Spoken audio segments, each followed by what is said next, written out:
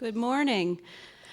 I'm Rebecca Spike-Kaiser, Associate Deputy Administrator for Policy Integration at NASA, which is a fancy way to say that I am Lori Garver, the Deputy Administrator's Deputy. Welcome so much. Thank you all for coming. We have a fabulous event for you today. And we are starting with a wonderful set of panelists and a keynote speech by Lori Garver. I'll get into that a little bit in a second. Let me start by welcoming you all. I understand that we have folks who have traveled from near and far to come to this event. There's a group of women here who drove down from Albany. We have folks from Texas. We have folks from Florida. And we have Lori Garver, who traveled across the Atlantic last night to join us. So thank you all very much. Let me start with some logistical arrangements. We are going to have our opening panel until 10:30. We break from 10:30 to 11. And then we're going to have breakout sessions that start at 11 a.m. and run until lunchtime, till noon. For the breakout sessions, we have, you all have name tags and they're color-coded for your breakout session. And those that signed up for Flash Mentoring, you will be in rooms 402 to 404, and you have a green sticker. A yellow sticker is in 413 and 414. Red is in room 301, and blue is here in the Jack Morton Auditorium. We have lots of volunteers and folks around to ask questions. If you have any questions, please ask them, and they will direct you to the right place. We ask that you do stay in that particular breakout session for the entire session, because we have a lot going on in each one. And then Boeing, thank you very much, is hosting a lunch, which is available downstairs. And there's limited seating downstairs, but we encourage people to eat outside. It's beautiful weather today, and there is some seating downstairs as well, or over in the Marvin Center, which is just across the street. Bathrooms are located downstairs. The exits are behind you, and during the break, people are welcome to congregate downstairs where there are tables set up. And if you get lost or have any questions, just look for our staff volunteers, and they're identified by name badges and tags. We also hope that you take some time to experience the liquid galaxy. And that's a chance to fly around the world in seconds. You can sign up at the registration desk if you haven't already, and it's available for people to sign up and participate in all day.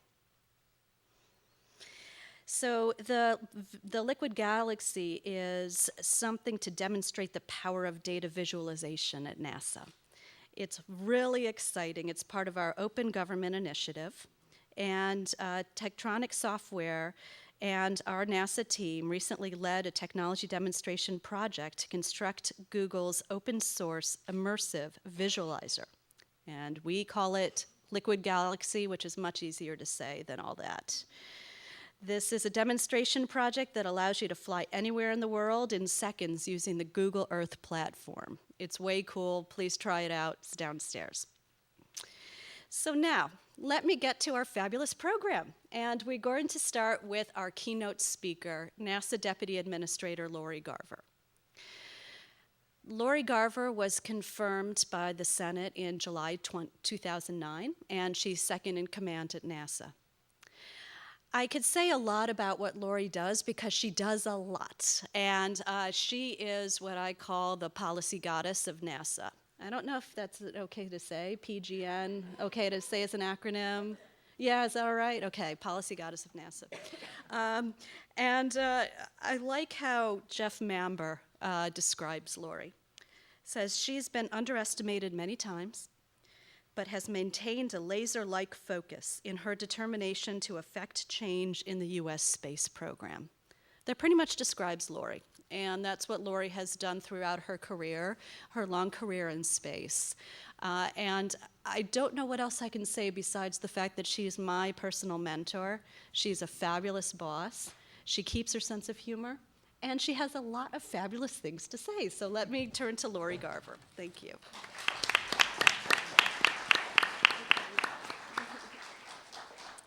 Well, thank you so much, Rebecca. It is a pleasure to be here, and I really want to thank you for pulling this together. I guess for a long time, the saying was, behind every great man is an even greater woman. So you're a greater woman any time. You are the true policy goddess at NASA, and I typically am able to just go about my business because you're there. Doing the really hard work. So this is a great day that we've looked forward to a long time. I know that it is something that we, in my view, maybe don't address often enough at NASA. When I came to NASA, in fact, I really had an intention to not be just, the woman at NASA, and not only specifically speak at women's conferences and so forth. And almost 3 years into it, as I was talking with folks last night on the way back from my travel, I think you've got a broad enough portfolio, as Rebecca said. Nobody feels you've pigeonholed yourself or been pigeonholed into just women's issues. Well, just women's issues, as Rebecca said, if we're talking about change at NASA, I believe they're related. There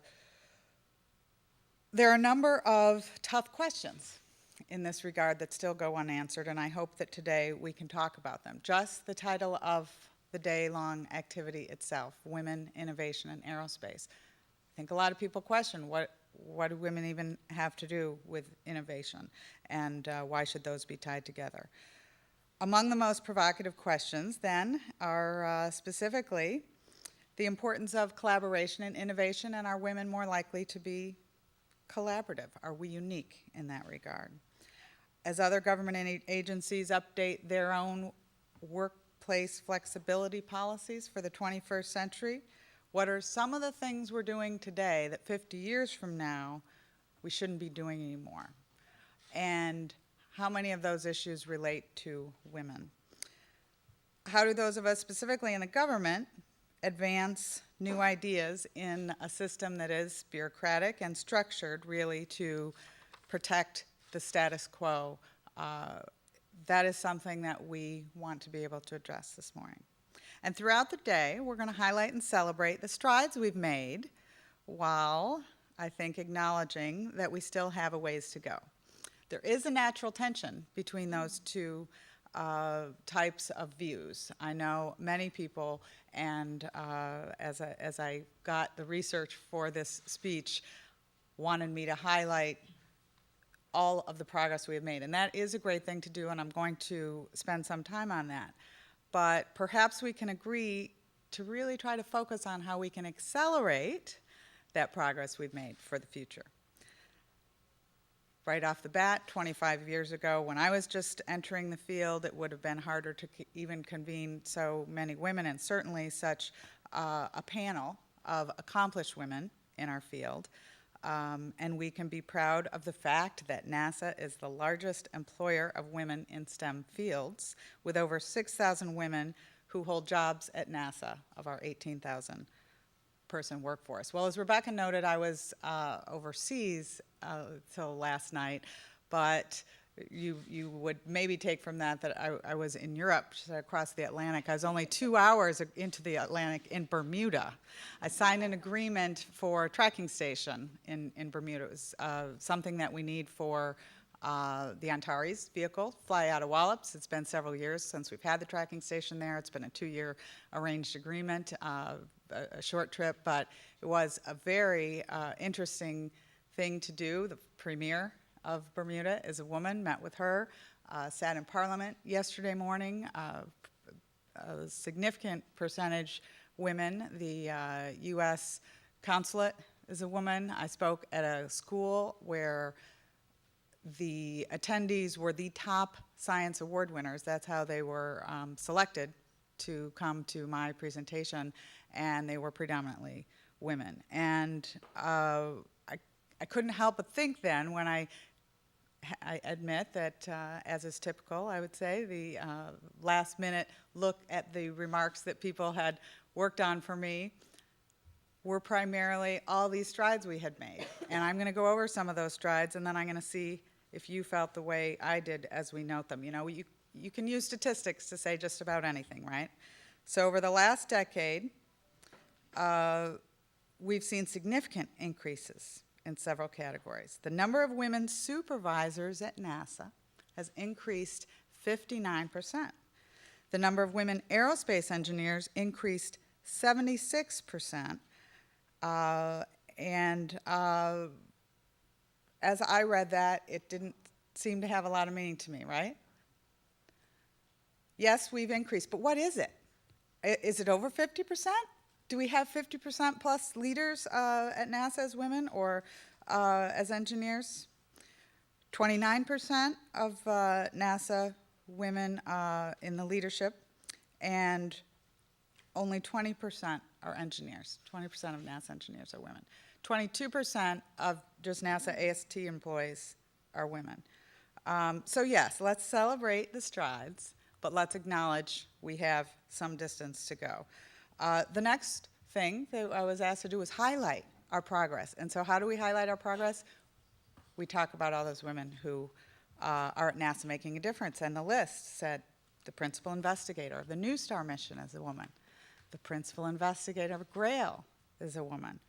A woman leads the team responsible for the beautiful images you see of Cassini sending them back from Saturn.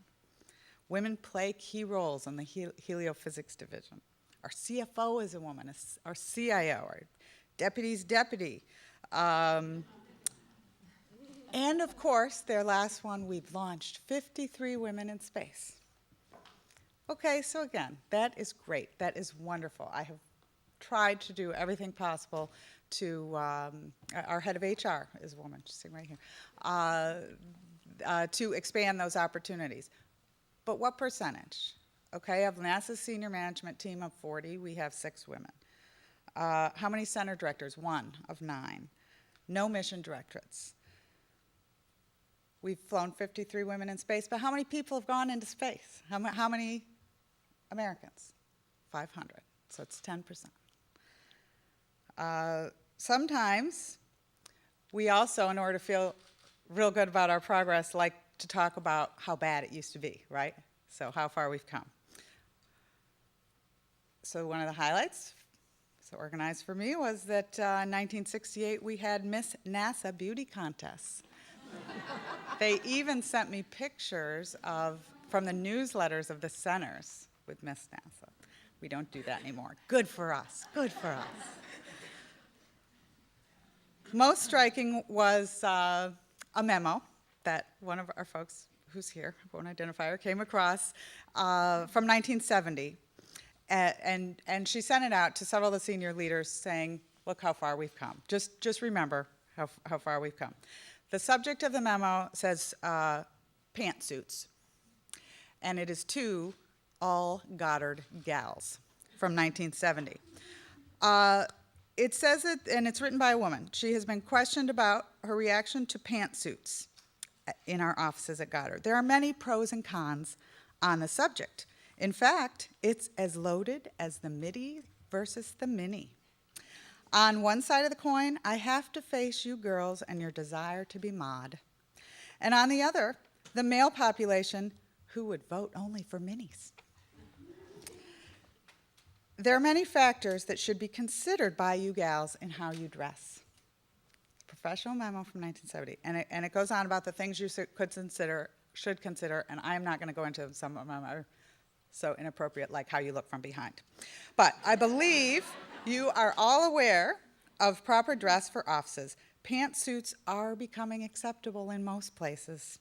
If you feel that a pantsuit would not be offensive to your boss and would not embarrass him when he has outside visitors, I see no objection to your wearing such outfits. But bear in mind, if someone forgets to treat you like a lady, it was you who elected to wear the pants. Now, it sounds funny, and we like, again, to talk about how far we've come. And it seems hard today to imagine a culture where such attitudes were commonplace. But we have a varied reaction to this memo, in my view. Rebecca read parts of it as senior staff the other day. And of course, the most common response was laughter. And I would say that is a most typical response for men, especially men who remember it, maybe a little fondly. Then there is that response of, I think, women younger, and even Rebecca, significantly younger than me. It's a little shocking. It's like hard to imagine living in that time. And then there's me. I don't know if there are others like me who I find it a little sad, and in some ways it makes me angry. We cannot accept that it's okay for us to be like this. I think many of the issues that are more directly related to this topic today, we laugh about and find funny, but we need to take seriously. I certainly wasn't allowed to wear pants in elementary school. I loved gym day because you could wear shorts under your skirt. But we were making advances at that time in this country. And I think that in 1970, of course, we even had marches and women's rights for equality strike that Betty Friedan organized in Washington, tens of thousands of women. And yet this was still going on at NASA. So my concern is, where are the pantsuit memos today? And how can we make sure that we're, this time, being more inclusive of women so that we can not look back and laugh in the future. When I was in high school, I had finished all the math that you can take by junior year. There were 6 of us, the other 5 were boys, and I came back senior year and found that the boys had all been invited and were enrolled in math at the university up the street. My parents were never contacted, and my mom called the school and asked how come I hadn't been included in calculus at the university, and they said, well, because she's a girl, we figured she wasn't going to go into math. And my mom was angry. My home economics mom was angry, and I am my mother's daughter. So let's recognize that we're probably not at the point where we have complete equal opportunity. We have a long ways to go. But to celebrate the progress is important. In so many areas, what we do, I like to make sure we are celebrating the progress. So how does this involve innovation? We like to believe that at NASA, we are all about innovation. We had a senior management council meeting fairly recently where we talked about our best day. The facilitator said, look back at NASA and what is the day you are most proud of? And it was unanimously, surprisingly, not the day we landed on the moon. It was Apollo 13. The NASA leadership team felt that that best symbolized a coming together, a collaboration, an innovation to solve something differently. We're all about innovation. So are we really? In the beginning, I think it was easy to be about innovation. It's the first time you're doing anything. Of course you have to be innovative to do it. I was recently at Columbia University speaking with students who'd done a project on innovation, actually for NASA. They started with a project with a definition of innovation, is that taking ideas that have already been successful and then combining them in new ways to address new challenges. So if you have new challenges, of course you have to be innovative about how to solve them. But today we have a lot of the same challenges, and NASA needs to go about solving them in new ways. And how do you do that with the same kind of people? You probably need a more diverse workforce and people who think about things differently. So we have still many new questions to answer, to take on new challenges that we should be doing in new ways. And of course, one of those is how to tap into that full potential of a diverse workforce. There are lots of great examples of things we're doing innovative at NASA and in government. But if we agree that it's at the very core of our purpose, our own vision, then how can we do more? So we need to break down existing barriers, and some of those have to do with how we work with women. Again, if the definition is to do things in new ways, then think differently. To innovate, we need diversification of perspective. And while women have been contributing more and more to so many fields, we still have a ways to go in our own field. Women make up over half the population, but only 1/3 of the NASA workforce. Women earn 80% of bachelor's degrees awarded in engineering and computer sciences. Oh, men actually do, of course, not women. Women comprise only 25% of STEM jobs. Why is that okay? Maybe we've grown a little complacent. Maybe we've accepted things a little too early. So let's ask today, are we doing everything we can to provide equal opportunities and incentives for women to enter these fields, to enter NASA, and to enter government generally? Are we adopting innovative strategies to recruit and retain women? And what are those pantsuit memos of today, those issues out there that maybe some of us are just so glad we don't have to wear skirts anymore that we're not as attuned to the barriers that still exist? Maybe we don't innovate as much as we think we do or used to do at NASA. And maybe NASA needs women to help them do this as much as women need NASA. Does our culture accept women fully? Are there things that we are doing unintentionally that should be changed? I know even on the 9th floor at NASA, when 3 or more of us women get together and a man walks by, it's often, whoa, whoa, I'm in trouble. What'd I do? What's going on? Oh my goodness. If we thought every time 3 men were talking that there was some subversive behavior going on, we would not be able to sleep at night. What about comments on our clothes? What about comments on our hair? I'll just go on the record now. It's not okay to ask me about my hair color, my hairstyle, any more than it would be okay for me to talk about your decreasing hairline.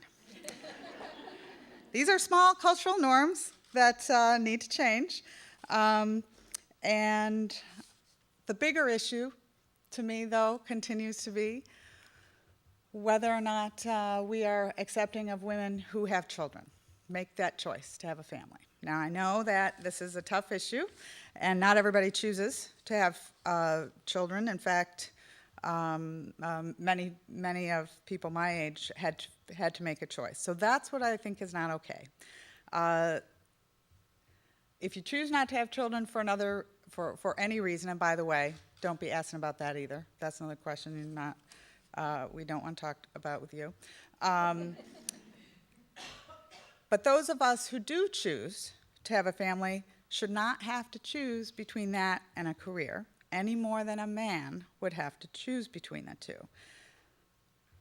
The flexible workplace that we want to talk about at NASA has been considered, oh, that's a gender-neutral topic. That doesn't have anything to do with women's issues.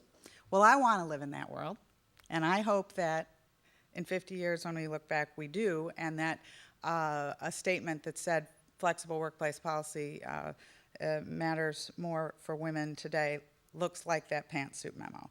But we don't live in that world today. 83% of single parents are women. The percentage of fathers who stay at home, you hear articles, right? More and more fathers staying at home, 2.7%. Working mothers spend 21 hours a day on average with their children. Working fathers spend 9 hours a day on their children. And that was on an article on how great it is fathers are spending more time with their children. So are we there yet? Maybe not. How many men are asked if it was hard to decide to go back to work after having kids? I am asked that at every mentoring session for the last 20 years. Happy to answer it, by the way. And it's only asked of women still today. How can we tap into the potential of women who don't want to make that choice, who want to continue to have a career, or even those women who step out of their career for a year or maybe 20 years and want to come back? Are we doing everything we can to tap into their potential? A number of those women are friends of mine. I'm telling you that they could change the world. They are innovative. They have a different and unique perspective. So maybe the problem is that we've taken a bit too much credit for our slow process and settled progress and settled a little bit too early. Every time a shuttle launched with one or maybe two women, oh, we're doing great. Okay, let's, no one ever really wanted to take seriously that all-female crew. But I definitely feel like, although I am my mother's daughter and these things are of great concern to me, that today what we want to talk about are the issues and the ways that we can break not only cultural barriers, but these very real workforce barriers. We at NASA want to continue to lead innovation in the future to make sure that NASA and the American industry and the nation's technology sector continue to benefit from the ideas and talents and insights of all of us. So today, we'll celebrate those achievements and also acknowledge that what we really need is a more accepting culture, a more forward-leaning and innovative policies in order to benefit from the full potential of women in the workforce, which I believe will in turn allow NASA and all of us in the aerospace community to continue to provide the most advanced and innovative aerospace programs in the world. So I look forward to the discussion, and thank you very much for coming.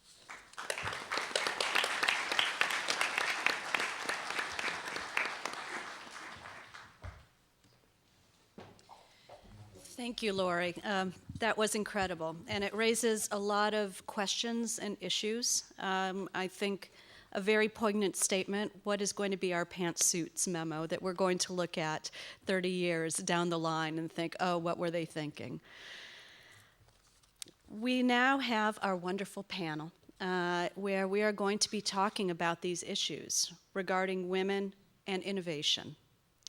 I'm going to start by introducing our panel members, and then each panel member is going to give a short anecdote about either being a woman in the workplace or about something regarding innovation in the workplace or the lack thereof.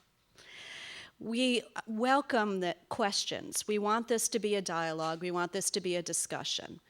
There are tweeters out there, and we welcome tweet questions. We welcome questions from the audience. So after the anecdotes are given, please feel free to come up to the microphone in the middle, and there are also handheld microphones that our facilitators are going to have on each side. So look for the microphones, and please do ask questions. So let me get to the right page here. Kathy Sullivan is Deputy Administrator at the National Oceanic and Atmospheric Administration. Dr. Sullivan was appointed on May 2nd, 2011, by President Barack Obama as Assistant Secretary of Commerce for Environmental Observation and Prediction and Deputy Administrator for NOAA.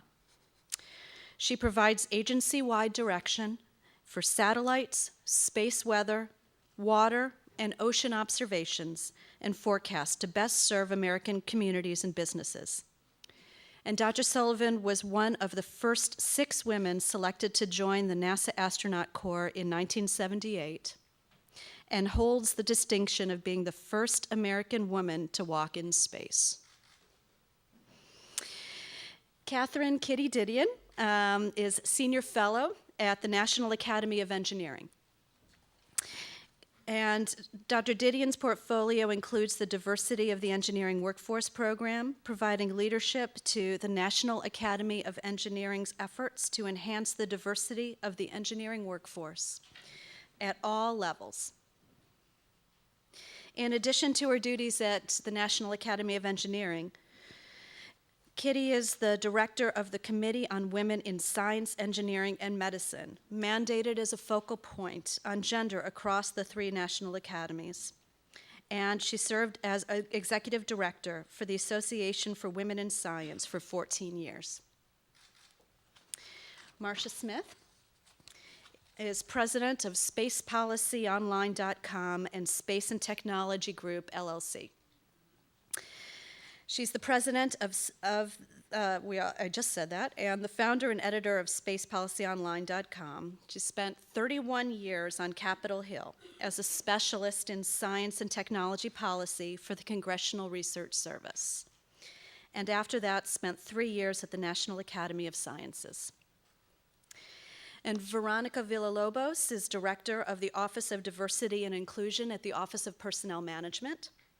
She was appointed to the Senior Executive Service in October 2010 and currently holds the position of Director, Office of Diversity and Inclusion. In that capacity, she manages OPM's government-wide diversity effort to develop, drive, and monitor strategies and initiatives designed to create a more diverse and inclusive federal workforce. So, an incredibly distinctive panel. Before I go into the anecdotes, let me read a definition of innovation. And the definition that I'm going to read is from a recent report on innovation in government that was issued by the Partnership for Public Service and the company IDEO. Innovation is defined as the process of improving, adapting, or developing a product, system, or service to deliver better results and create value for people. And innovation in government can come in 3 forms. Improving something you already do to deepen your agency's impact on people's lives, adapting a tried and true idea to a new context, or developing something entirely new to achieve your agency's goals. So that's what we're thinking as far as innovation. And now let me turn to our panelists. Kathy, should I turn to Kathy first? You want to do your anecdote? Well, All right. So I already gave some anecdotes, and won't take my full 5 to 7 minutes here. But because I'm sitting next to Kathy, and Sherry told me this isn't hers because she has so many more than this, my anecdote is about NASA's decision as we look to external vehicular space suits, when you went on spacewalks, and I'm sitting here next to the first woman who ever went on a spacewalk, folks, or American woman, sorry. Svetlana would be so mad. Svetlana, that's right. And NASA had, not unlike today, considerations on the budget, and it was determined that we couldn't afford the small, medium, and large suit, so the decision was to make only the medium suits, which would, of course, accommodate well, initially it was medium. I'm told this is the medium and large right from the beginning. No small suits, which made some percentage of the women, obviously not Kathy, not able to wear the suits or go on a spacewalk. We have since even gone ahead and developed the extra large suit because we were accommodating even many of the men but never built the small suit. Now today, you cannot go on the space station for a space flight without being able to be in a spacesuit. In the beginning, of course, you could go on shuttle missions, you just couldn't do an EVA. But now that decision is keeping women who are astronauts from even going to space. Unintended consequence, I raised this at a senior management council meeting last year on innovation and diversity as just an example of unintended consequence. People were unaware, even Charlie, that it happened, but Mike Coates was right there, acknowledged it did, and I'm told Charlie is working on it. So that's exactly right, and as one of the first 6 women to join the astronaut corps, you might be able to imagine I have a long list. We could be here till around this time tomorrow with stories that were amusing and sometimes frustrating in coming aboard NASA at that time. It was 1978. And the 35 of us came on stage for the welcome and introduction to the public at large. We ranged from 26-year-old recently minted PhDs, there were 3 of us, to 39-year-old scientists and engineers. And the composition was 6 women 3 African Americans, 1 Asian American. So we did the introduction, the little formal remarks, and from something like 10:30 in the morning until whenever the appetites were sated, we were in what was called media availability, which means whatever interviews anybody wants to do. So that started at about 10:30. At about 10:40, 25 of our class was out the door off to go do other things, and the 6 women, 3 African Americans, and Asian American were in the mill doing press availability. And so there arose after that day a common moniker in our class that if you take it by the evidence that the media provided that day, our class consisted of 10 interesting people and 26 standard white guys. So that was sort of the buzz. Lori mentioned the pantsuit memo. There was one senior woman there were a few senior women at the Johnson Space Center at the time that they were preparing to bring aboard a class that would include strange people. And so the question of, lots of questions came up about, what about these women? Of course, these were typically rooms full of men asking, what about these women, except for this one gal. And so, again, 1978, one of the test questions was, well, what's the dress code? What do we tell them the dress code is? And Carolyn Huntoon, wise soul that she was, looked up and said, well, what do you tell the men their dress code is? And the answer, of course, was, oh, you never tell an astronaut what they're going to wear. Well, I think you have your answer. But these are women. Well, they're about to be astronauts. So if they're not rules, it's good judgment. There you go. One other quick one, and then I'd like to tell a slightly longer anecdote to illustrate one of the challenges I think we need to continue to be aware of and work on. Being introduced on the public speaking stage was always amusing. It still is, but even a little more so back then. And it was not uncommon to have someone say to you, and here she is, the 5'6", 125-pound Kathy Sullivan.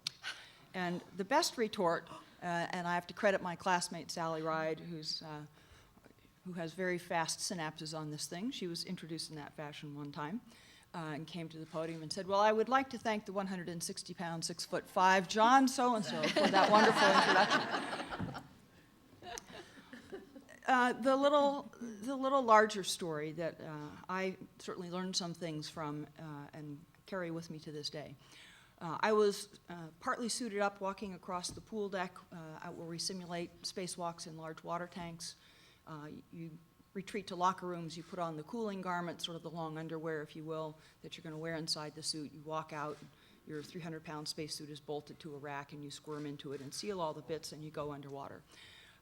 We're going to be testing Hubble Space Telescope servicing procedures that day. I'm on the crew that's going to deploy the Hubble telescope at that time, and this is one of our pivotal tasks, is make sure that we have every tool that will ever be needed to repair the Hubble, and we have proven they work. We know how to choreograph the EVAs. It's all written down, and anyone who picks up a Hubble assignment can count on everything they need to have working will work. So I have a fingerprint on every single good image the Hubble telescope has ever taken, thanks to that. So Bruce McCandless and I had the charge of building that toolkit and the repair manual and ensuring there was a cadre beyond the two of us. That had some experience, direct contact with the telescope, and a knowledge base that would assure mission success beyond us right before we launched the telescope. So I had invited in a very young new guy from a class or two junior to me, very capable, long since flown multiple shuttle flights and station flights. He's lucky. He's getting to do a Hubble telescope run. He's not done much tank training. This is a really good deal for him to get exposure and get a chance to do this. And I'm much senior to him. And we're walking across the pool deck, and I'm about to turn to him and give him I've got every confidence in you. This is a big run, high visibility, high stakes. Good to get this right. I'm glad to have you here. I'm sure you can be a player in this, the buck-up speech. And he figuratively sort of throws out an elbow at me and essentially says the equivalent of, I'll beat you to the corner. Sort of the competitive, bet you can't. And I was shocked. And being senior to him, I could stop that moment, and I did, and said, what's that? And he said all the things I was about to say. It's a big run, it's high visibility, I'm really fortunate to be here, we really got to do our best, and I'm punching you to buck you up to do our best. This is how I spur you in a constructive way to do your best. So the lesson I took from that is there was actually, in all sincerity, the identical common and constructive intent. The way of going about it was completely different. The way each would have reacted, and did react, to the other spur would be read differently. But the intent was the same, and it was the right intent. So in what ways do we urge and spur and challenge each other forward? And in what ways do we misconstrue because of the style of doing that, the intent of doing that? I've seen that at sea as well, and my other favorite story is a much senior guy to me, who an established chief scientist on research missions, oceanographic research missions for many years, who kind of really hated the sort of hand-to-hand combat of fighting out the cruise plan, who gets what times, and then even every day as you take stock of what happened, you do a replan for the next day, and it would be everyone around the chart board arguing ferociously, and often with elbows thrown out about that science is crummy and that instrument's terrible and he can't keep that stuff working anyway, so don't give him any time. He really was the kind of personality who didn't like that, but he relished doing excellent science. And he thought it was the one and only way that you sort of winnowed out the best ideas and proved them up. So it was the necessary means to excellence, and he valued excellence. And there came a time in his career where he was going out as a senior scientist with a woman chief scientist for the first time. He didn't take part in any of the cruise planning. He sent his graduate students to do that. So it's one of the replanning evenings at sea, the first time he's watching how this is being done. And people come around the chart table, and they're listening to each other. Everyone's allowed to complete their sentences. No one's tearing down the other person's work. They're just arguing affirmatively for the value or the purpose of their work. They're sometimes even saying, well, I take that point, but. And he was astonished. He'd never seen it done like this. But a few days in, he had to realize, he acknowledged to himself, he'd never seen such fabulous science being done. And he'd never so enjoyed being at sea and working on science as he did in that climate. His punchline was also an important one. Until that day, and until he experienced excellence down a different path, if you had said to him, take Lori along, she wants to go to sea, but she really doesn't like to fight and scream, what he would have heard was, lower your standards. Because he only knew one way to excellence. So the thought I would leave with you, and Lori's remarks in some ways touched on this, we are different in the workplace. We are different intrinsically. We bring those differences to the workplace, whether they're cultural differences or gender differences. They get snapshotted as tending to be overly modest or not sufficiently assertive. We snapshot some things. Many of us can spot times where we're pulling our punches. We're being less assertive than we maybe would like to be because we think you sort of have to fit kind of in here and not be too overly assertive.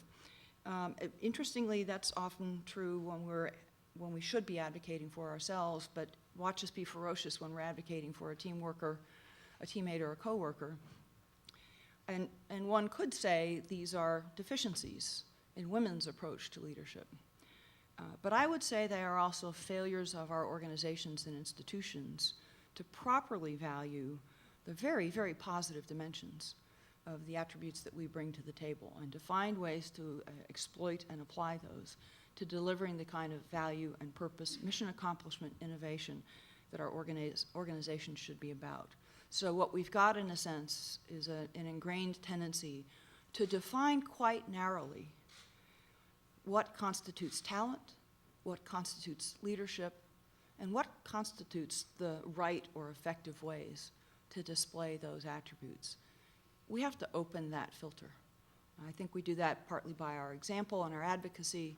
I think we need to do it increasingly by those of us who've had the opportunity to move to senior positions of influence and some power, to be more not just mentors and counselors to women coming along the way, but frankly and crisply advocates, speaking up for the talents and speaking up for the value of the style, and speaking up for the unimportance of the differences that many will react to on the surface. Thank you.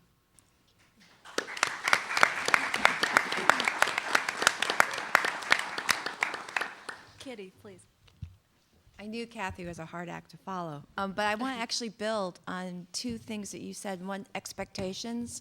Another, I think, the culture of the workplace we have and how that impacts not only innovation, but who feels welcome there. And in the work I've done, I've had opportunities to see how expectations, particularly around engineering, often color feels welcomed. And I can give you a couple very quick anecdotes. I had a young woman just the year before last who had applied to many engineering schools, and her preferred, which was a very good engineering school, will remain nameless, had chosen to question her when her application came in and admissions department came by and said, you have the perfect credentials in terms of engineering. She had like a 4.0. She had taken all the coursework, but you're ahead of your debate team. This is a true story. And you seem a little too well-rounded for an engineer. So we want to know if you really want to be an engineer. How would you answer that question? And so her mother, who happened to know me, said, you need to talk to her. And I said, this is crazy. If you look at all the work we talk about being able to communicate, teamwork and everything, we need engineers who can communicate. But it was very interesting that at the age of 17, she was being asked to define herself in terms of an expectation that had nothing to do in terms of her ambition, what she did, the fact that she was the head of the debate team, the fact that she communicated well, I would argue would add to her value. But seeing that way and how quickly we often will challenge people, do you belong or not belong? And then I was at an engineering meeting a couple years ago, and we, 9 women, we got in a large van taxi and got into it, and we're going out to dinner, and we're having a great time. Talking, we knew each other well, and about halfway to the restaurant, the taxi driver turned around and said, are you all flight attendants? Just off, I have no idea, and we just, he regrets to this day that he said that. But it was a very interesting conversation about why would you go there? And the assumptions we make in terms of how that impacts and how you see each other. And then, again, a couple of years ago, I was on a flight from DCA to Chicago, got into the wrong seat. Someone else, turns out they double booked us, so they moved me to another seat. And 6 a.m. flight, no one's awake. And it ended up that they sat me next to Meg Whitman. And I was wide awake enough to realize who she was. And we started having this conversation, and I could tell that she really didn't know if I knew who she was. And then we started talking about women in technology. And she actually there had been, in policy and expectations, and there had been an article, I think in the New York Magazine, about sexism and even the highest levels of leadership, looking at Hillary Clinton and other examples. And she had actually underlined all the different parts of this article, and she gave it to me. So it's a really interesting article to think about that. And you think about someone, no matter how you feel about her politics, her work at eBay and now elsewhere, it's interesting to think about the expectations that often women have to address, and people of color, in terms of do I belong and do I have the right skill set?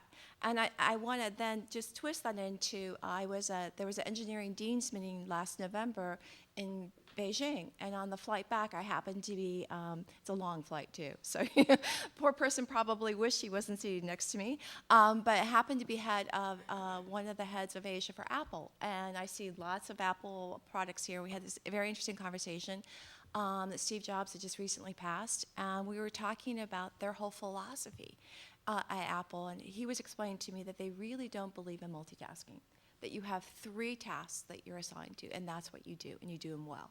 And if you need more time, you can ask for more time. And you think about our expectations. That's a very different philosophy than a lot of the institutions that are represented in this room. But then you think about those who then, if you are someone who works on that, what expectations do you have about what support structures you provide those people who may or may not be multitasking? He also said the expectation is to give you more than 110% on those 3 tasks. But when you think about that, and you think about the fact that we still have a lot of agencies and entities that don't have expectations in terms of understanding that there are different work and career patterns. If you look right now, the Society of Women Engineers did a study recently that shows women engineers tend to drop out of the workforce after the age of 30. We still don't have a lot of women engineers in the workforce at the level that we could potentially get. And I think a lot of that has to go, what are the expectations of our institutions about what role you can provide, and when do you always have to be full throttle or 110%? Or are there times when you're not going to be that way, but you still have a lot to bring to the plate? So I'll stop there. Thank you. Marcia.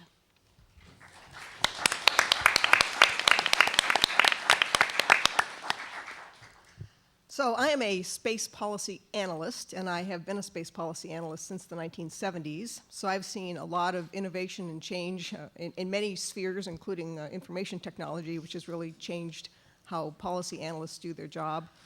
But in terms of being a policy analyst in the space field, things have changed, but I was particularly impressed by Lori's statistics early on about how much progress is being made in bringing women into aerospace. But when you look at the total numbers, it's still a very small percentage of women in this field. Back in the 70s when I got started, I could easily go to meeting after meeting after meeting and be the only woman in the room. And now I can go to meeting after meeting and maybe there's 3 women in the room. So, you know, it's a great increase, but we've got to really move out on that. I worked at the Congressional Research Service up on Capitol Hill. And in the 70s, there actually were 4 of us who worked in the space field. 3 of us were women. And the leader of the team was a man, Charles Sheldon. And for those of you who weren't around in the 1970s, you probably won't get the joke, but because the 3 of us were women and we were working for Charles, we got to be known as Charlie's Angels. I'm still not sure how I feel about that because Charlie's Angels were really hot-looking women, and I didn't mind the comparison so much. But it was a way that the mostly male aerospace community could deal with the fact that there were 3 women working in this topic. So it was interesting to get started in aerospace at the time, and it was frustrating for me because wherever I went, people would say, "Oh, are you an engineer?" And I'm not an engineer, I'm a political scientist, which is a very good background if you want to be a policy analyst. But when I was with Charles, they never asked Charles what his background was. He was a man, and they assumed that he was an engineer. He wasn't, he was an economist. And he got into space by circuitous routes, just like many of us have done. So there were a lot of frustrations being in the aerospace field back in those days. And I do believe that out of every adversity comes an opportunity. And in 1984, there were a whole bunch of us, about 200 people, in a hotel ballroom waiting to see an Ariane launch vehicle be launched from Kourou, French Guiana. They have these launch parties where you all get there, and it's like, you know, we think you can, and that launch vehicle often goes off. But in this case, there was a very long delay, a 4-hour delay. So here was this room full of about 200 people, of which 6 of us were women. And we were standing around looking at all the men, chatting with one another, doing all their networking, and there were the 6 of us women. So we decided enough of this old boys club. We needed an old girls club. And that became the foundation of an organization known as Women in Aerospace. And it has become a tremendous organization over the years. I encourage all of you to join WIA. It's amazing to see what can come out of an idea that starts in such humble settings. And now Women in Aerospace offers mentoring sessions and all sorts of opportunities for young women coming up in aerospace to learn the ropes and to learn how to do the kind of networking that's going to get them to advance in their careers. So I think of all the things that has happened in my own career, the thing that I'm proudest of was being part of the organization of WIA. Join.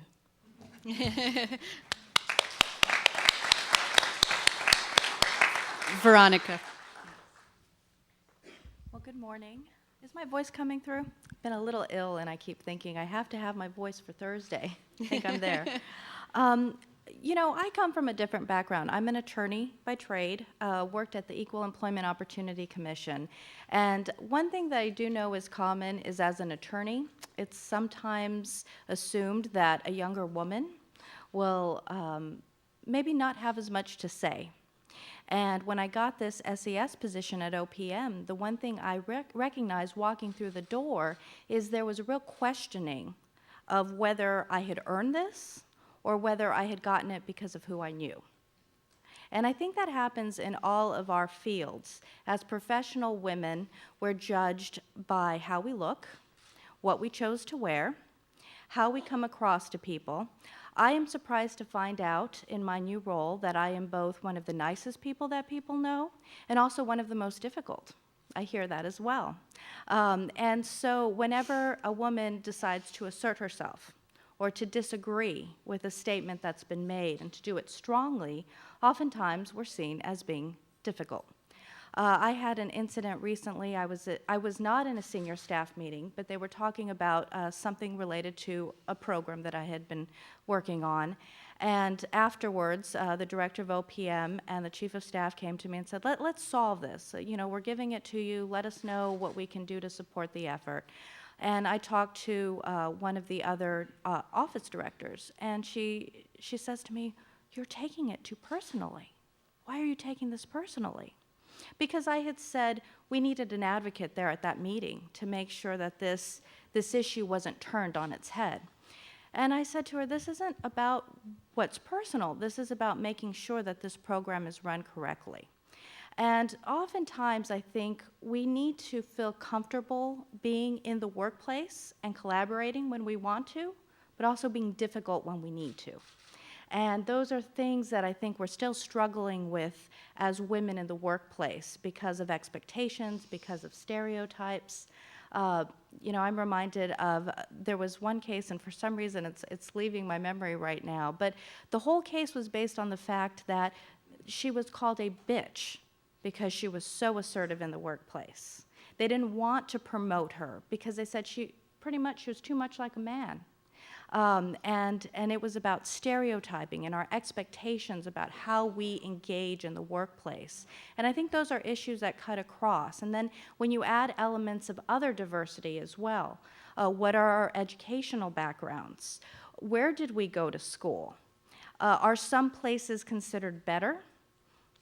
Are you more qualified when you have a degree from one school or another school? And all of those things do impact innovation. Right? If we all went to the same schools, heard from the same professors, what kind of innovation is really going to be brought in when we're all hired to the same organization?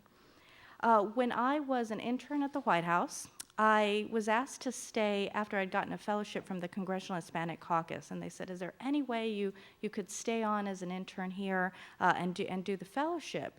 And I couldn't do it. I had gotten the technology fellowship. It was something new that they were trying to do because of how I had talked about technology gaps, the need to get women into STEM fields, the need to get minorities access to these same kinds of degrees in the technology.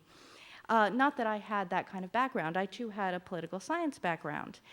But I was told, let's get you an interview with the director of the Office of Science and Technology Policy. And I went to speak to, after having spoken to someone who would have been my supervisor, who said, I'm on board, let's just get the approval from the director. And when the director met me, one of his questions was, where do you see yourself in 5 years? And I paused only because I was thinking, I'm interviewing with this office. He doesn't want to hear that I want to go to law school, right? So I was just thinking for a minute, how do I best formulate this response? And it must have been 10 seconds before he said, and I don't mean in terms of getting married and having children. And it was at that moment that I thought, yeah, I'm not getting this job. I'll just continue and tell him, yeah, I'm thinking of going to law school. So those are the things we still see. And what can we do about it? I have one more story I want to tell. I won't tell you. There was a foreign government that came to visit at the Office of Personnel Management to ask us what we were doing in varying areas. And the question was about disability hiring.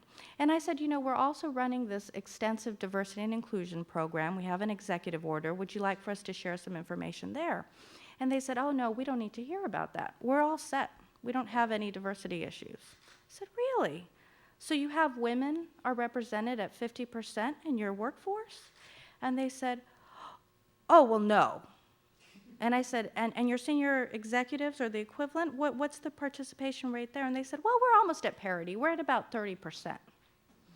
And so, you know, I'm pretty sure this country also has, you know, roughly 49% men, women, right? So that's sometimes where we are too. We're willing to accept progress, as was discussed earlier, and say that we've arrived, rather than looking at it like we have made progress, but there are still gaps. There are still variances between where we are today and where we will be when we truly achieve equality between the sexes. And I think with that, I've said more than I should. When I found out I was following this esteemed panel, I was actually happy I was at the end, because all I could think is, they'll have heard so much good information. I can listen and figure out what I'm going to say and maybe sound a little smarter. So. Thank you. And please feel free to come up to the microphone in the center or use the microphones for questions on each end. We do have some tweeted questions and emailed questions. Ellen Gilmer asks, what year was the pantsuit memo? I'll answer that one, 1970. But at Women in Aero from Langley asks, can each of you say what was your personal pantsuit memo? I can do that one. Because I started my career in the field sciences as a geologist and an oceanographer. And this carries all the way forward into shuttle time. And another equivalent of the pantsuit memo is, well, you can't come out into the field, a critical set of experiences if you're going to be a geologist or an oceanographer, but you can't come out in the field. And the reason is because we don't know how or where you would go to the bathroom. On one large ship that I worked on, there was one cabin for the chief scientist, and should the odd thing happen that a woman was the chief scientist, she would have that cabin. So that would work because it had an ensuite bathroom. We can understand that. There was another pair of cabins far forward in the ship that had a bathroom between them, so that meant up to 4 women could go aboard as well because there were 2 bunks in each cabin. Now, mind you, you're standing watches all over the ship. We were working in the North Atlantic. The laboratory area where I was typically working was about 250 feet aft and a few decks down, and the only pathway, there were 2 pathways there. One was inside the ship but went through the berthing quarters for the essentially all-male crew, and so we were not supposed to use that passageway.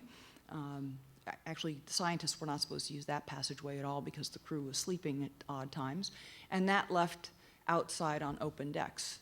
So there was actually a bathroom right about where this podium was. We were supposed to make our way 250 feet across open decks and high seas to use the bathroom between the 2 cabins. Needless to say, that never happened. But so that was the attitude of we don't know how you will do this, and therefore you can't come.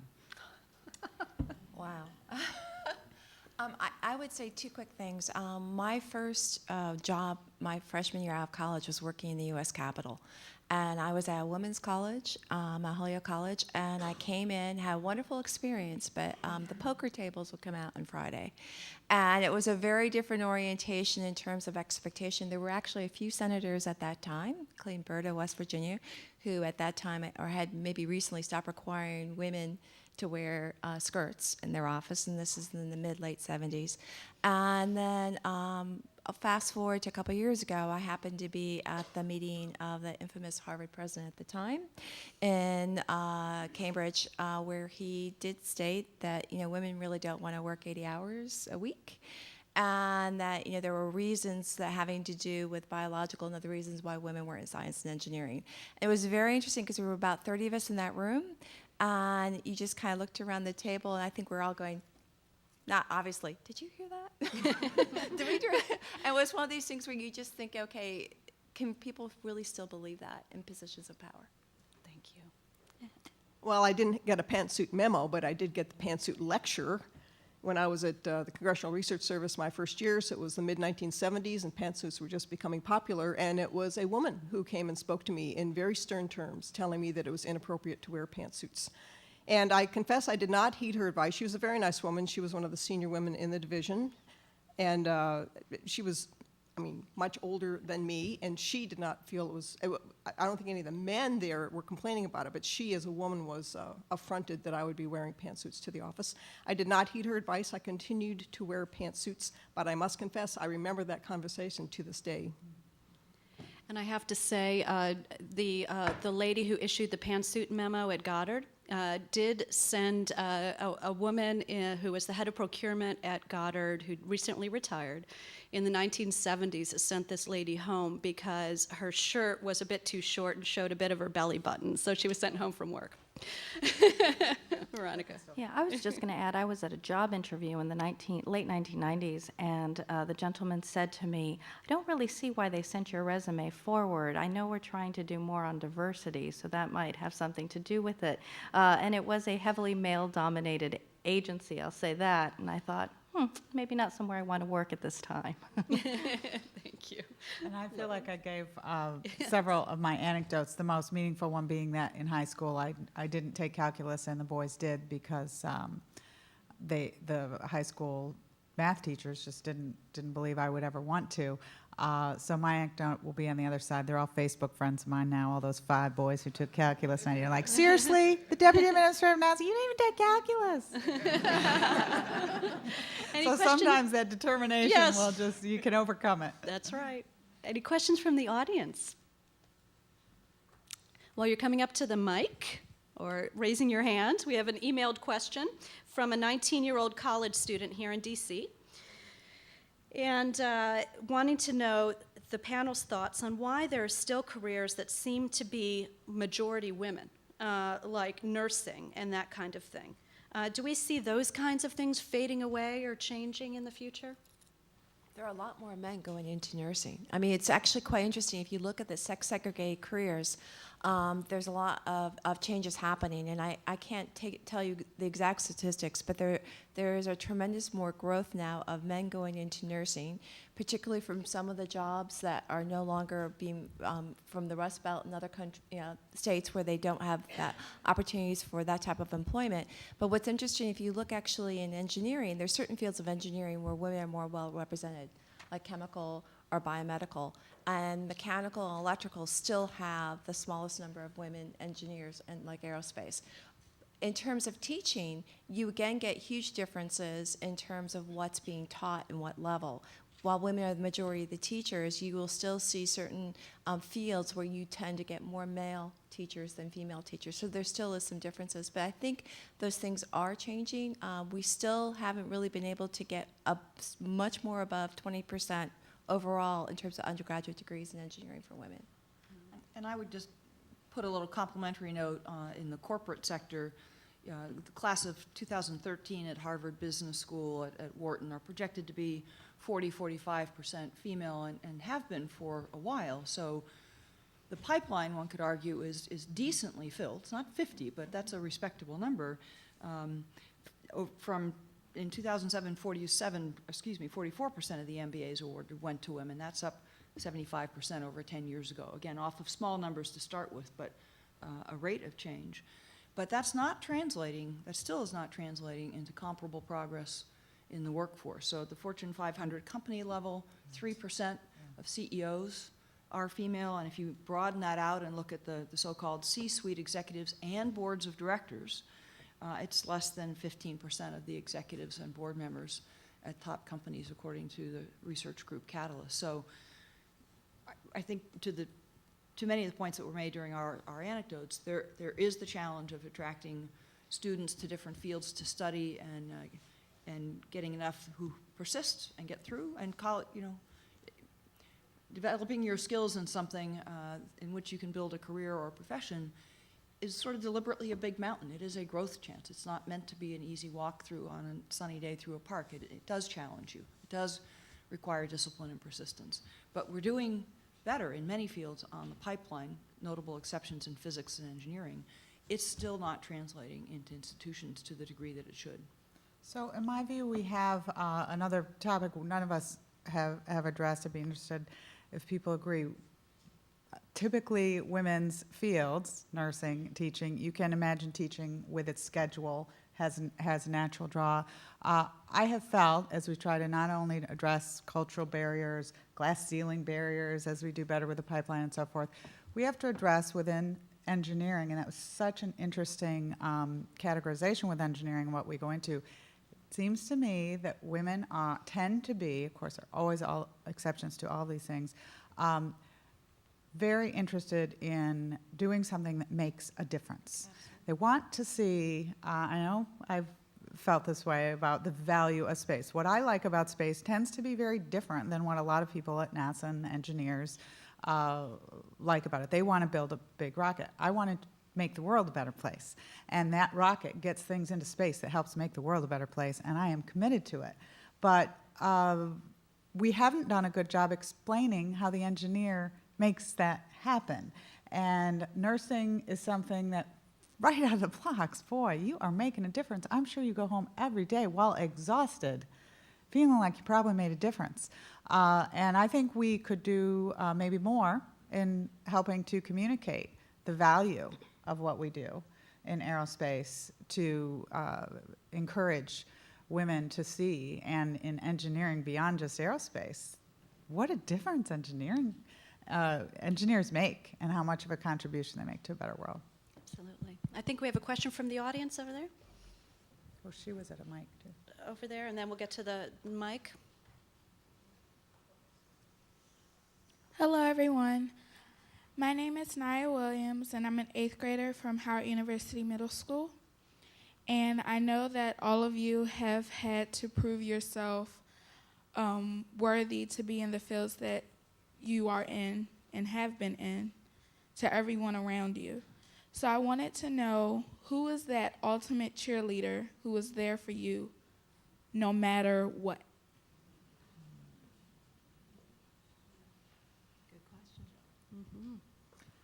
I'll just start off. I've talked about it before you guys arrived, my mom, but my dad too. And there are a couple of you in this room, Marcia Smith on the panel, Linda Billings, Carol Lane. I see a bunch of you. So you've been here since that Women in Aerospace meeting. I wasn't at it, Marcia, but joined right away. Women in Aerospace gave me my baby shower. I was president of Women in Aerospace twice, and those of you who've been down this path have really, really helped, and I've always felt your support. So that's a great question. I want to make sure we don't make it sound too hard, because we're telling stories about our experiences, living a life in a complex society as a human being, and that is about discovering yourself and about proving yourself, no matter what pathway you take. So the questions, the challenges that we've been talking about, well, let me assure you, if you thought you could pick a different path through life and not have these questions, that doesn't happen.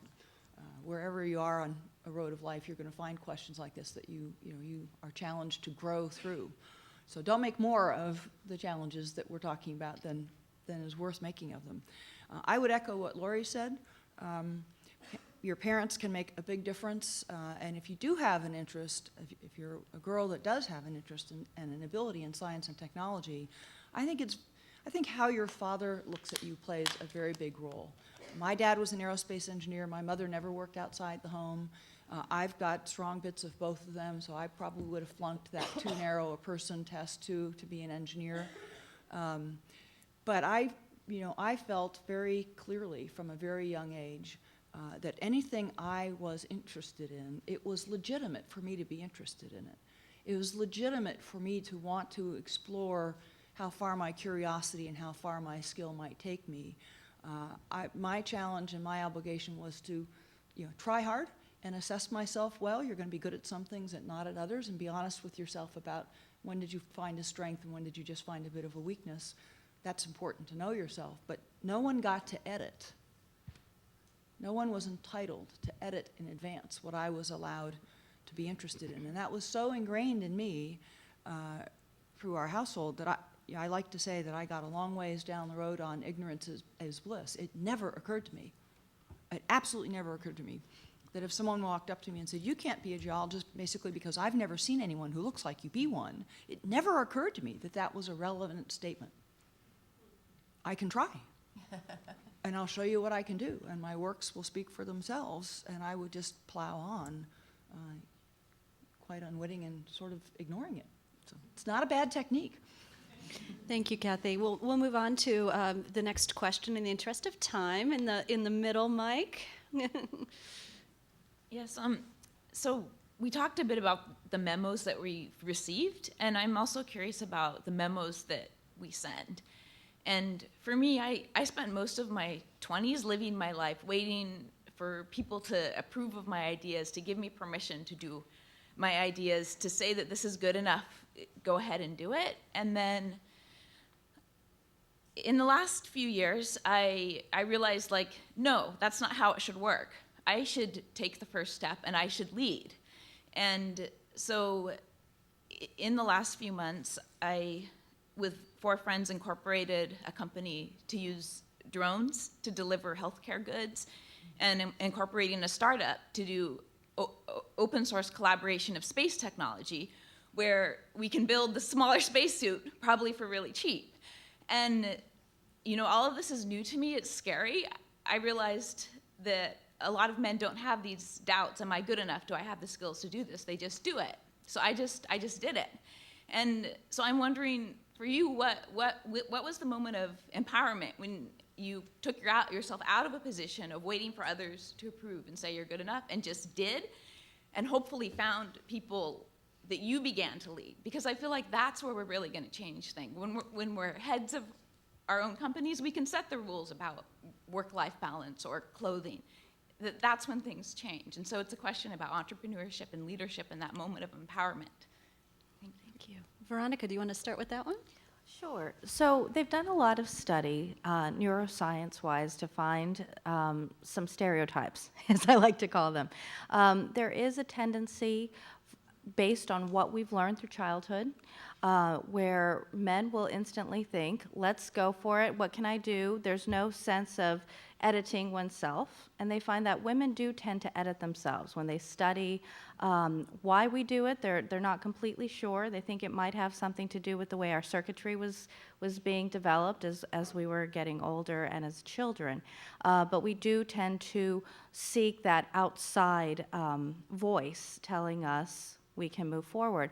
I think what we've heard the panelists talk a lot about today, though, will make the difference. When we stop listening and we don't self-edit, but we recognize that it is our opportunity to take hold of anything that we want to do. In this regard, we look at the way women's career paths go, and if women don't have children, they're actually much more similar to men's career paths. When women have children, you see the blip, and you'll see them where they took time off, and then you will see where they go back into the workforce and then will often plateau. And we can see this in the statistics, especially in government, in the higher grade levels, and then when we're entering into the SES. And some of that means, and this is what I take from it, one is, what are we doing to self-edit ourselves? And then how are we allowing society to dictate what it means if we have to take 6 months when we have our children to make sure that our children are being cared for? What does it mean when we have to care for our elderly parents? And what does that mean in the workforce? The studies are also showing that where women are in senior level positions, you have better workplace policies. And those are for self-evident reasons, certainly, but everyone benefits from it. So just kind of giving you the free flow of all the research that's out there. Can I add just very quickly? So most innovators, most people who have entrepreneurial skills, they fail. And I guess I'd like to talk to the students here, kind of tying the two questions about cheerleader, is you really have to believe in yourself. So how many of you have tried to learn a new dance step or a new athletic thing or a new activity and you just stunk at it? Have you ever had that happen? Ever? It's the same thing with your dreams or innovation or trying to do a new drone, is that you're not going to always succeed. Every invention, including the iPad, everything, it didn't succeed the first time. So part of that cheerleader has to, whether it's coming from your mother or whomever, has to be coming internally. And so I think with the interesting difference that the studies Kauffman Foundation has done between men and women entrepreneurs is men are serial entrepreneurs. If they fall down, they pick it up themselves up and they get going, where there's something often in women that we tend to think, okay, I fell down, I can't get back up. And so that's the biggest thing I would say is you have to believe in yourself. You need to be your own cheerleader.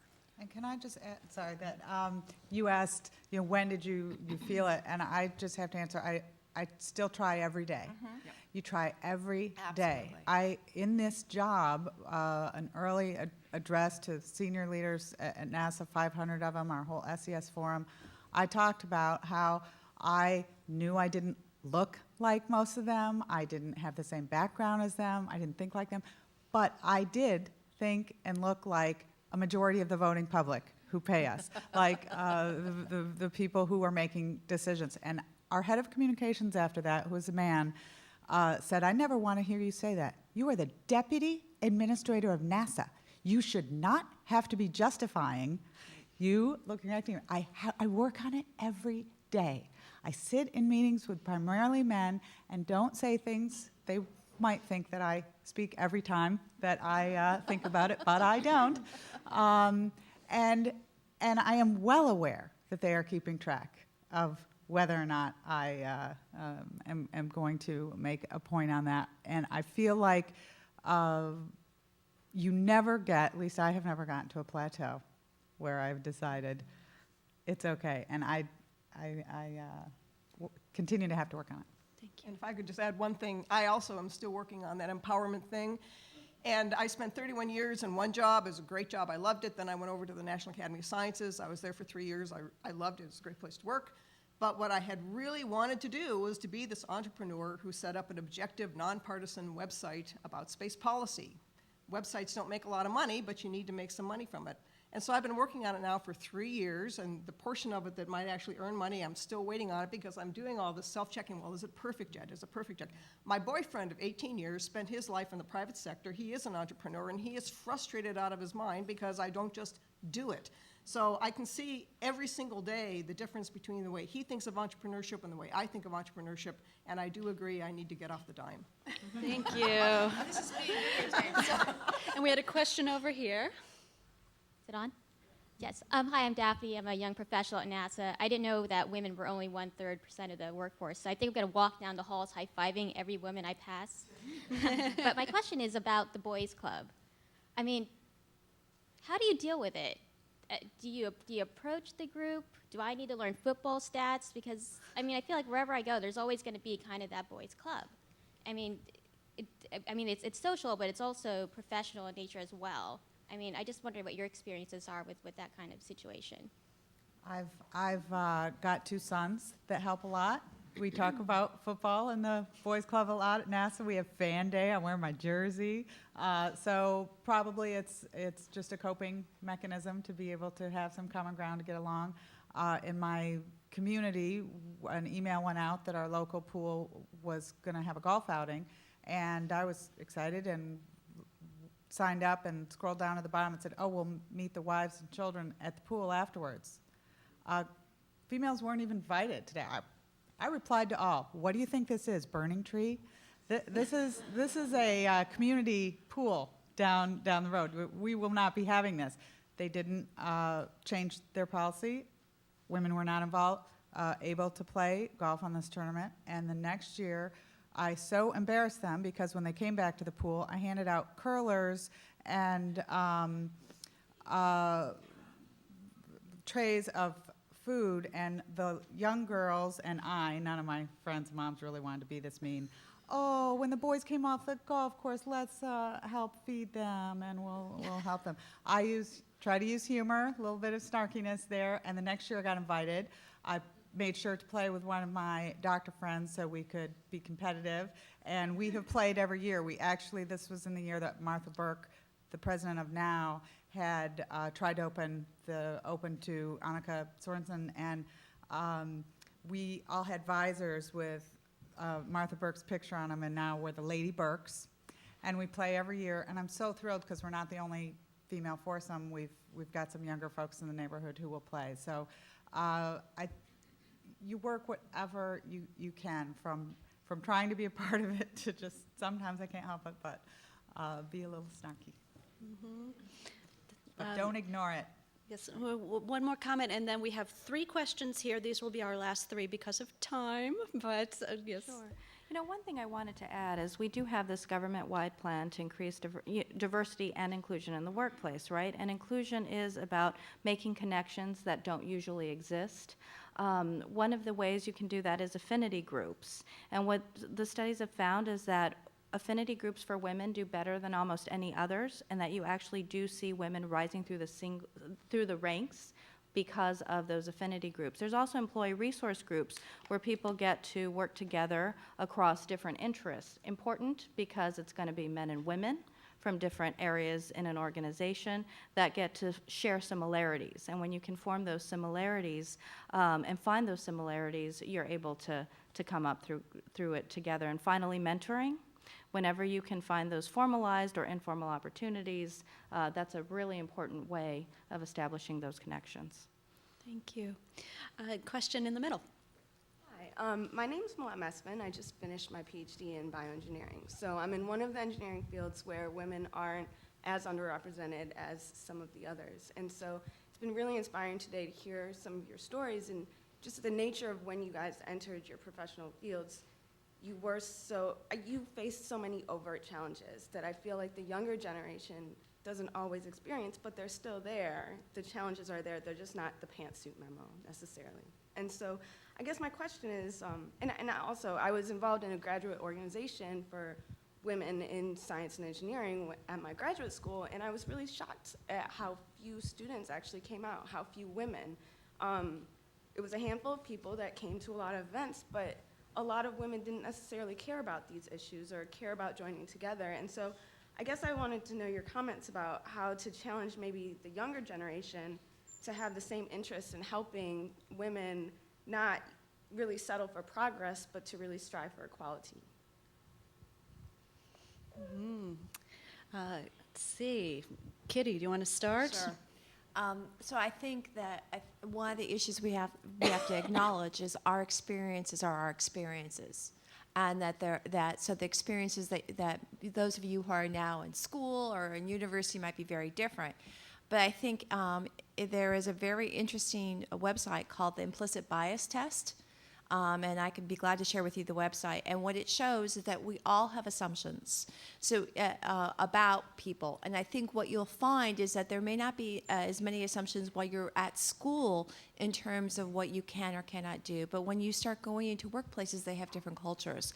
And so I think the conversations and the support structures you need may differ, but whether the affinity group is, the Black engineering group or the women engineering group or whatever, I think we all need counsel, and it's good to have places where you can go and raise issues and get advice and seek that. And my expectation is that the conversations that the students might have now might be very different when they go off to university, go off to workforce. So this is more our set of experiences, and they're compass points, but your compass and where your direction might be very different. And I think from that, I would say is use the tools you need to be successful, knowing that you may have a very different situation. I would just add that I've seen the same thing. There is some progress, and it's comforting.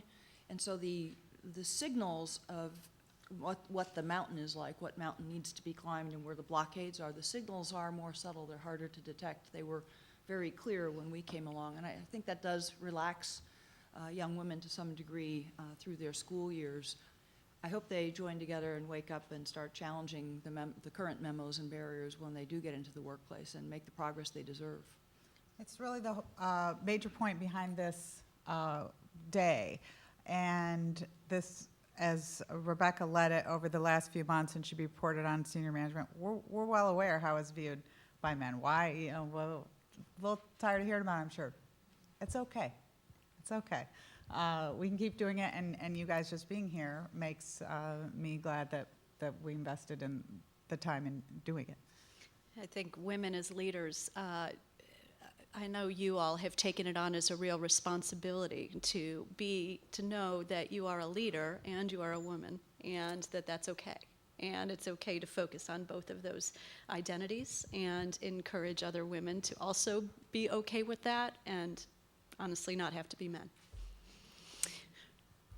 Hi, my name is Marsha Cole, and I'm a PhD candidate at Louisiana State University and a NASA student ambassador. And my question is, most of us are at phases where we're going to be transitioning in our lives, whether we're going from elementary to middle, middle to high, high to college, different phases, and college to grad school, medical school, whatever professional school that you're interested in. And I'm at the point where I'm soon going to be a working professional, and I have to retire from my lifelong commitment to academics, I guess, and as being the receiver in that way. And I wanted to know, how did you guys, I guess, accept being the first and getting over that anxiety that comes with no one has done this before? Because many of us may come from families that don't have the same type of professionals that look like us or can mentor us or even provide advice. So how did you, get over being the first to walk in space? You know, how did you get over that?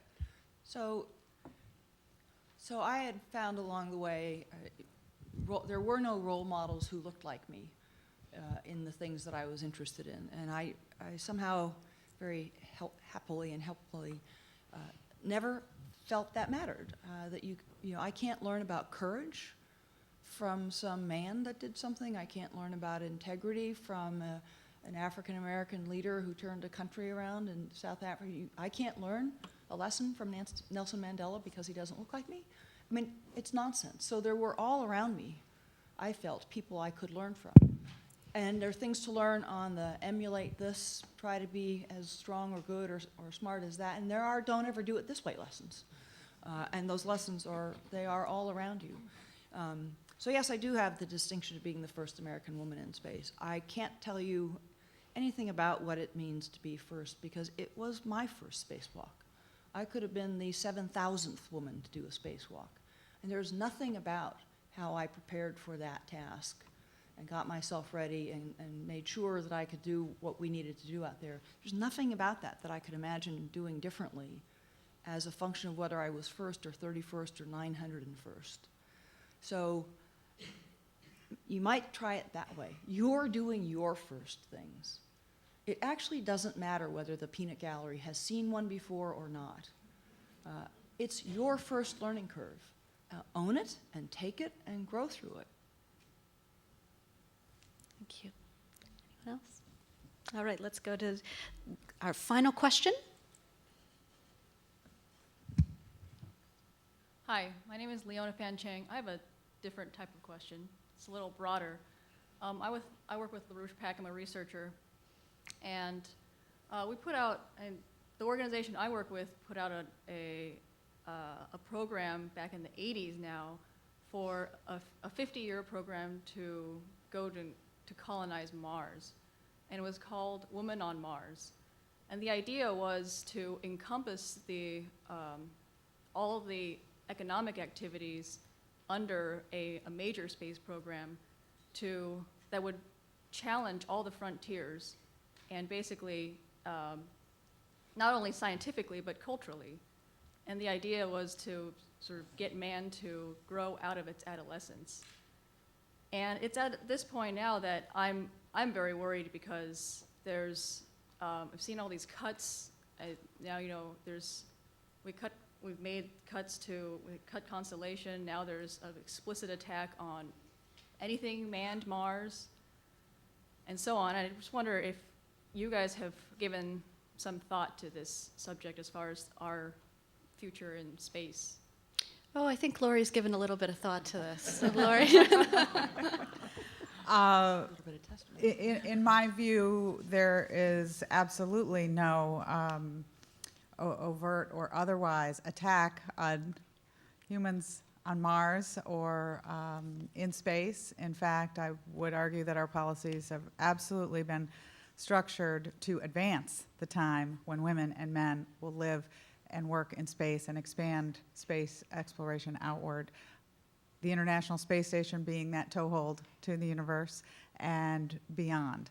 Whether our next step is literally a step for a human on an asteroid, as the president has outlined, or back to the moon, as Newt Gingrich has outlined, or to Mars specifically, we need to develop those capabilities in order to do it in a way that does not cost 3 to 6% of the public's tax dollars when we do it. So we're investing in technologies to lower the cost, to be able to have NASA only have to purchase the capabilities from the private sector that we have been doing for 50 years so that there can be even more people in space, not just those paid by the taxpayer. And that will allow NASA to invest its very valuable tax dollars in going further.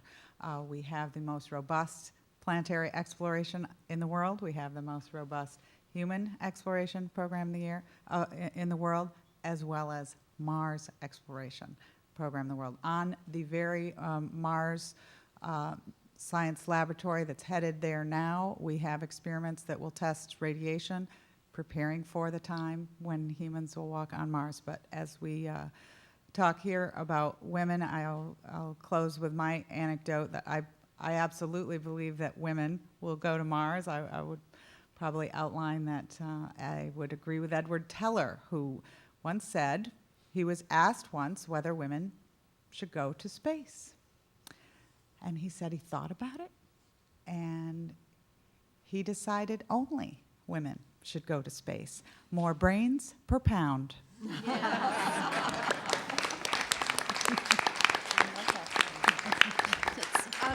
Let's take just 30 seconds for any closing thoughts that you have, Kathy. Anything? I'd offer my closing thoughts to the young women that have joined us and ask that you take motivation and a sense of the incredible fun of tackling tough challenges and setting high goals, because we've talked about some of the obstacles and amusing frustrations along the way, but I would certainly not trade anything at all for what I've been able to do, who I've been able to work with, the opportunities, the challenges, and the benefits in every single sense, from psychological to emotional to economic.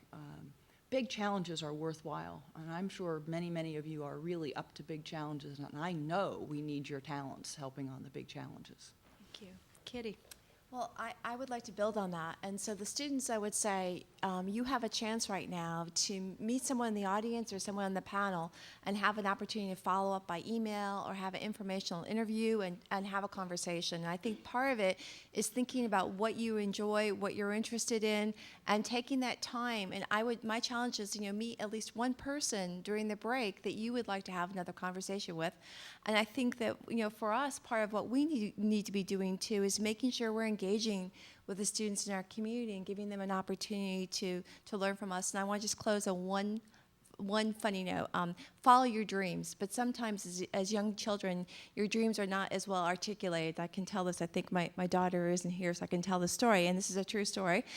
We were at an event in Washington, D.C. many years ago, and you know how parents are very proud, and my daughter was with me. It was with, at that time, NASA Administrator Dan Goldman, many other people, and you know how when you're young, even when you're not young in Washington, what's the first question they ask you? What do you do? So they asked her, what do you want to do? And so, we had prepped her a little bit, but she basically said, well, I'm thinking about being a doctor, maybe a scientist, but what I really want to be is a unicorn. So follow your dreams. Yes, me too. Marcia. Well, I would just like to pick up on the discussion earlier about, so who did you really have to depend upon? Who was your cheerleader? Who helped you through all of it? And it's a mixture of all of it, and absolutely you have to believe in yourself. If you don't believe in yourself, you're not going anywhere. And your parents help you a lot, but I urge you to not underestimate girl power. And I would say that my women friends, and some of them are here in the audience, have been the people who have been my cheerleaders through the years. And when I've had really tough, whether it's my personal life or my business life or whatever, they're the people that I've been able to turn to for decades, and we're still all together as a team.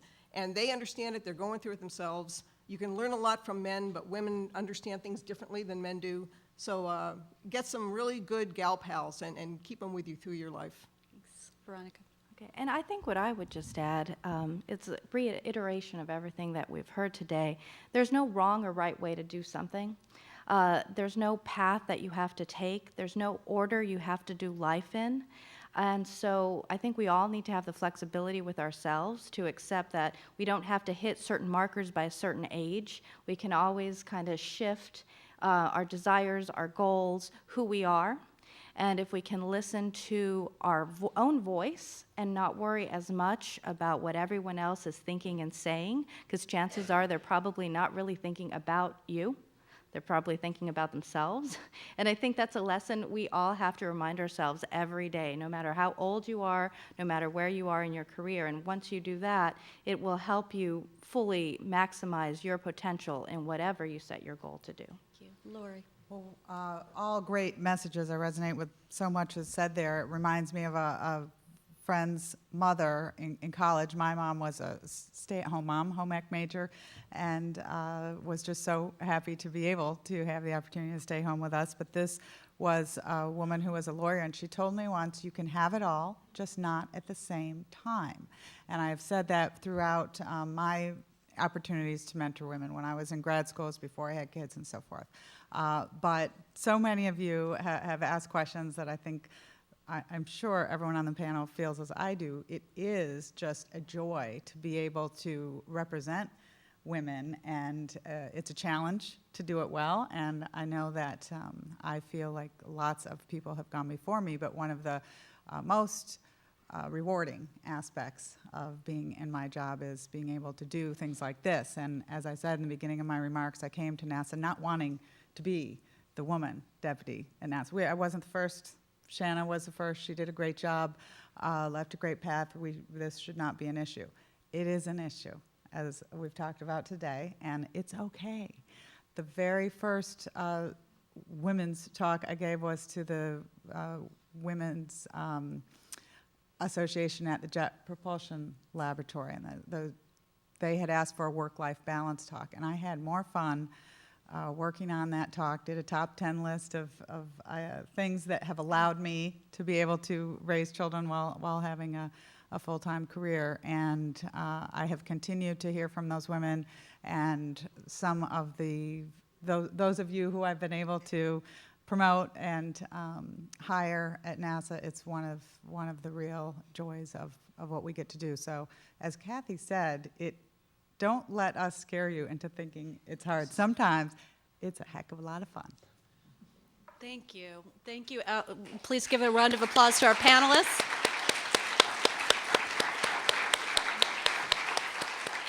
And now we'll take a break until 11, where you'll go to your breakout rooms. Thank you all. If you've never been to Duke's place, take your tootsies into Duke.